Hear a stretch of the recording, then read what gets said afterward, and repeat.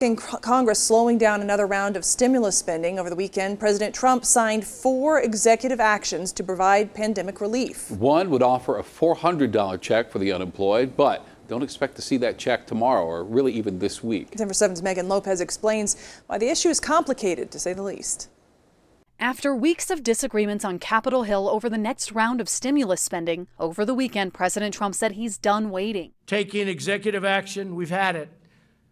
And we're going to save American jobs and provide relief to the American workers. The president signed 1 executive order and 3 memorandums aimed at providing financial relief for families. One postpones payroll taxes through the end of the year. Another waives student debt payments until 2021. A third aims to provide housing and rental assistance. And a fourth provides a $400 per week unemployment check. Money. Overnight, I lost all my income. That could help people like Jake Douglas, who relied on the $600 per week Congress was providing before. It really was a difference for me between being able to pay groceries and rent and possibly losing my home. But this time around, for that $400 check, there's a caveat. States will be asked to cover 25% of the cost using existing funding. Something Governor Jared Polis says Colorado simply can't sustain. Really, the state would not be able to do that for more than 2 to 3 weeks. There's simply, given the budgetary constraints of the state, there's even that is really stretching our resources to the max. Roughly 400,000 Coloradans were receiving those unemployment bonuses before, meaning under the Trump order, the state would need to shell out $40 million